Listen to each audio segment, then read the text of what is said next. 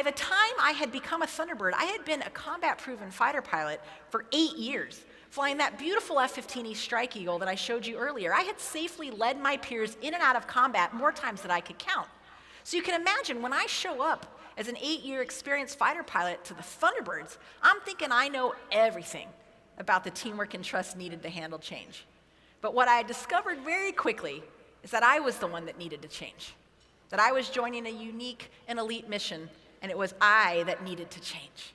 And so let me tell you a couple of stories. So here I am, one of only 6 pilots in the whole Air Force, combat-proven fighter pilot. I'm a young captain, 30 years old. I remember walking onto Nellis Air Force Base that very first day.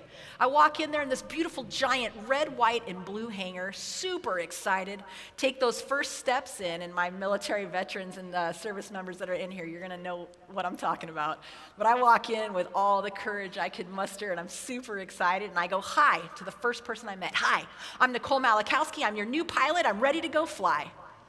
And I was met with a silent face and stare.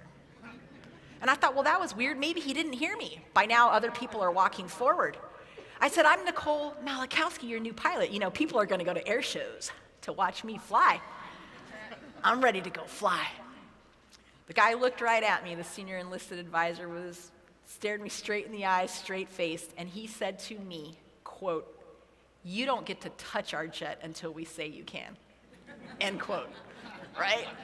What an amazing first day on the job. I'm thinking this isn't going well. So I step back and he looks right at me. He says, "You don't get to touch our jet until you get to know each and every one of us. Our names, our spouses' names, our kids' names, our hometowns, our hobbies. Further, you, Miss Pilot, need to go do a little mini internship with every other career function on this team so you have a better understanding how if you don't do your job to the highest level of excellence, it impacts us. And how if we don't do our job to the highest level of excellence, it impacts you." You see, there were 125 people from 25 different career functions who came together to make that mission happen.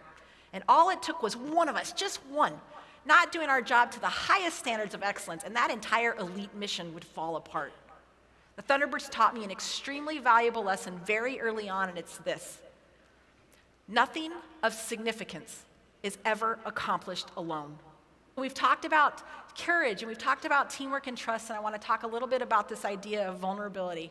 Because change is hard, right? Change is something we as human beings like to resist. Change can be scary. Now, one of the hardest things I had to learn how to do as a Thunderbird pilot was learn to stay in formation when we encountered turbulence. Now, I know what you're thinking, Nicole, you've been a fighter pilot 8 years. And in fact, I started flying at the age of 12. So by that time, I'd been a pilot 18 years. You're thinking, Nicole, you've flown in turbulence many times. Oh yes, my friends. I had flown in turbulence many times. But as my friend Kyle knows, the first time you encounter turbulence at 500 feet, 500 miles an hour, upside down, 3 feet away from 5 other jets, that is indeed an eye-opening moment, okay? So, now, my pilots out here, hopefully you can back me up on this. Turbulence is fascinating to pilots because we have weather models that can help us, kind of analyze, where and, not like, I guess, give us a feel for the atmosphere being ripe for turbulence. But these models, these simulations, they can never really predict exactly where the turbulence will happen, exactly how bad that turbulence is going to be, and exactly how long that turbulence is going to last. Does that sound familiar to anybody? Right? We all encounter turbulence. But I thought, I'm a fighter pilot, 8 years, I'm awesome, I've flown in turbulence, not a big deal. So we're 2 months into this 3-month-long training program. It's a blue sky and tailwind kind of day. We're flying my favorite diamond formation. We go out there to the jets. As we're walking to the jets, the young weather airman comes running out all excited. He gets to say something. The atmosphere is ripe for turbulence. The weather model just said the atmosphere is ripe for turbulence. I'll be honest, I was like, thanks, Skippy, no big deal. I've been in turbulence. We go out there, we're cruising along, everything is really smooth, my favorite formation, then all of a sudden, boom, we hit that turbulence. And the second we hit that turbulence, instinctually, my whole body tensed up. I started to sweat. I got a knot in my stomach, and instinctually, I grabbed that stick as hard as I could. And with each bump of the turbulence, I would fight to stay in position. With each bump of the turbulence, I would put in an input. With each bump of that turbulence, I would have to put in another input. And those inputs would have to get bigger and bigger and bigger until I got into something called a PIO, or a pilot-induced oscillation. It makes for a very ugly air show.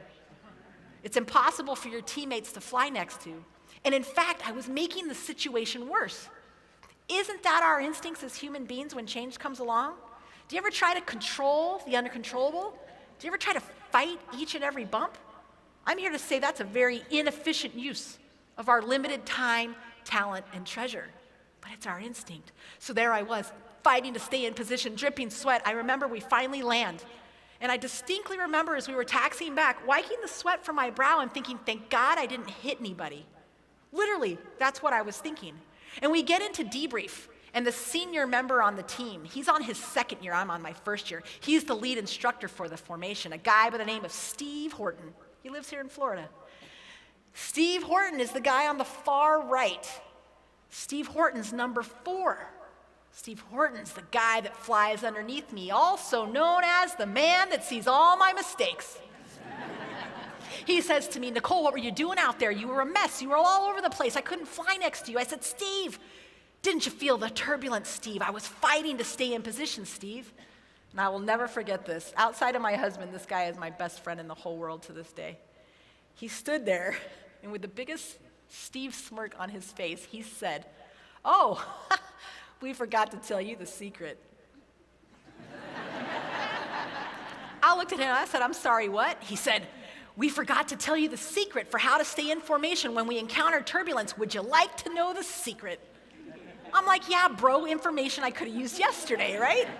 He says, the secret is this, Nicole. We promise each other as a team that when any one of us in our own jet encounters turbulence, regardless of what position you're in, regardless of what formation we're doing, regardless of what maneuver we're about to do, when any one of us encounters turbulence in our own jet, we will immediately loosen our grip. The answer, Nicole, is to loosen your grip. Mind blown.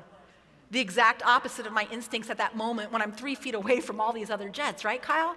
The exact opposite of our instincts as human beings when this change comes along. So I went home and I thought about it, and I tossed and I turned, and I was Steve Horton. He's the experienced guy. He's the instructor. He must know what he's talking about. I slept the best I could. We come out the next day, blue sky and tailwind kind of day, diamond formation. As we're going out to the jets, that young weather airman comes running out. He says, the atmosphere is ripe for turbulence. I'm like, thank you. Thank you. I appreciate you. As we're cruising along, things are smooth. Boom, we hit that turbulence. I start to tense up, and I'm like, no, Steve Horton's like the Yoda of the team, like, loosen your grip. You know? I let go with 1, 2, 3 fingers, and I flew the jet just like this. And guess what happened? Miraculously, I stayed in alignment. We all stayed in formation. And eventually, we exited that turbulence. Because turbulence doesn't last forever. And the beauty of the whole thing, our client, the audience on the ground, never even knew. It's okay to loosen your grip. Now, I'm not giving you permission to just let go of the stick. That's not what I said, right? Choose to control the things you can control. Choose to be efficient with your limited time, talent, and treasure.